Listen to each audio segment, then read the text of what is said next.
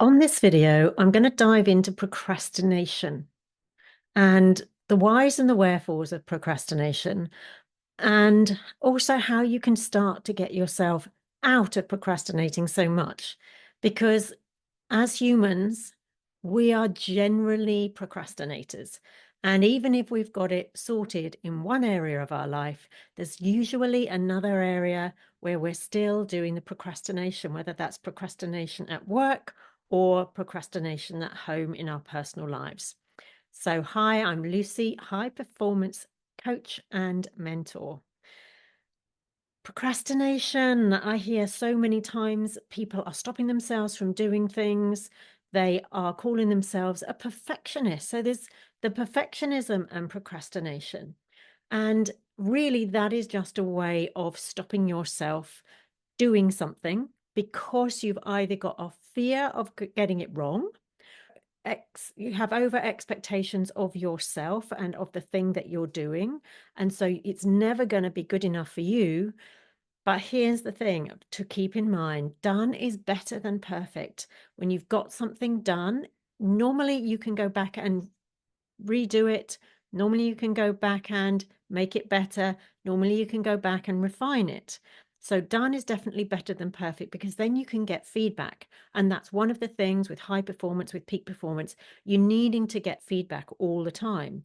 So the more you can test things out through getting that thing done, the better. However, if you're procrastinating, not even getting started on a project, so perhaps you can think of something right now where you think, I've been wanting to do that, meaning to do that. No, I've got to do that. And these are different things as well, right? So there are some things that you really want to get done and you still haven't. And there are other things you know you've got to do, but you really don't want to have to. And you think, I'm going to do that when I'm in the mood. I'm going to do that when the time is right. I'm going to do that when I've got the time. And it never happens, right? It's still sitting there waiting to be done, probably because it's something that you don't enjoy or is really boring, like sorting through your paperwork in your office, for example. I had a look at my office this morning just before I came down here, and I've got loads of files.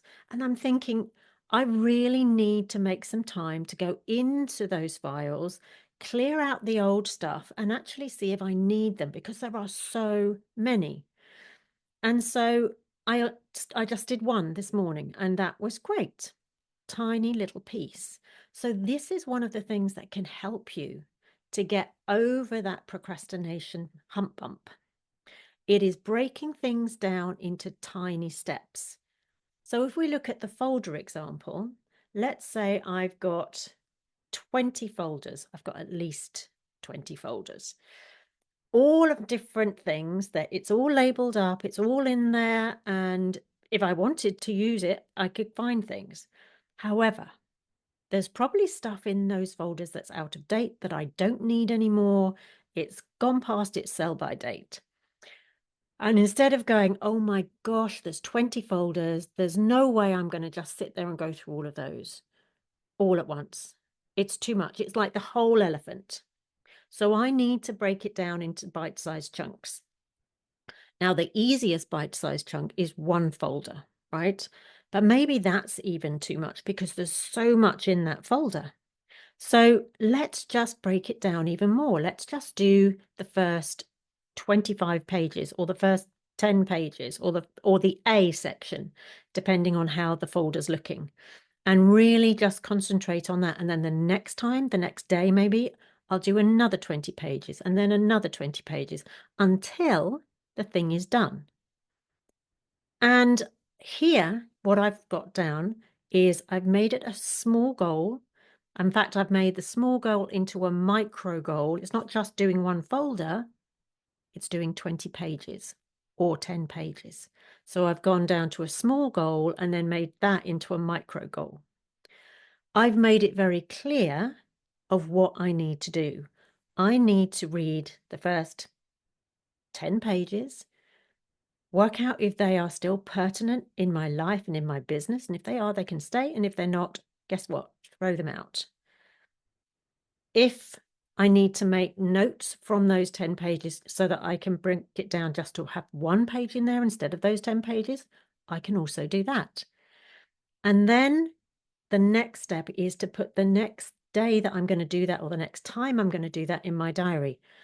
Have that folder sitting there on my desk, ready to go, open at the right page to do the next 10 pages. So can you see how instead of now having 20 files to do, I've just got 10 pages a day to do? And I'm going to do it at a specific time, and I know exactly what I'm going to do. So this is something that is going to help you hugely with your procrastination block, because it's either fear of something on the other side, you're procrastinating talking to somebody, having a conversation, sharing an idea, making a product, making whatever. You know what you're procrastinating on, and it's fear of that not working, fear of somebody going, oh, that's a load of rubbish, fear of you're not good enough, what do you think you're doing? And that's why you're procrastinating. So whatever that thing is, don't think about that bit. That is external. That's nothing to do with you. You can only do what you can do. You can work on actually creating the product. You can work on how you're going to talk to that person, how that conversation might look, how that conversation might start, the middle, and the end. And then break it down into micro steps. Micro steps are really your friend. And go down to the smallest micro step, and then put it in your diary as when you're going to build out that presentation, when you're going to build out that conversation, and put that in your diary, and how long you're going to take to do that. Is it going to be 10 minutes a day? Is it going to be an hour a day? Depending on what the subject matter is, right? So it might be 3 hours a day you're going to work on it, but break it down so you know exactly what you're going to do. So then you've got your clear steps, micro steps, you're setting yourself up for success. And what I would also add to this is there are 3 things that will also stop you. Is feeling tired. So if you haven't got a good night's rest, if you are not fueled well, that will also make you feel tired and maybe a bit narky and angry. And the third thing is if you're not prepped well. So we've looked at the prep. Now make sure you're getting enough rest, you're fueled up so you feel energetic when you go into this. And if you can have something in the background that is making you feel good while you do it, or have something after you've done it. It's like, oh, after I've done this, I'm going to have that really special cup of coffee. While I'm doing this, I'm going to be listening to classical music. So make it interesting. If it's a really boring job, like you've got to go do your accounts and you really don't want to have to go do your accounts, have some classical music, have some, I don't know, uplifting music in the background, whatever floats your boat. Have that in the background. Maybe light some candles or burn some incense, whatever makes you feel good and uplifts you while you're doing that really boring thing that you're procrastinating on. It'll make it feel so much better, and it'll help you go faster. If it's upbeat music has been proven to up your speed. So how you're not going slower, you're actually going faster because of that beat of that music, and it's getting everything going. Now, the other side of doing that task is that you feel good, you feel accomplished, you feel more confident, and I would suggest writing every step down and then ticking it off every single time you do it, because you're going to get a little burst of dopamine every time you do that.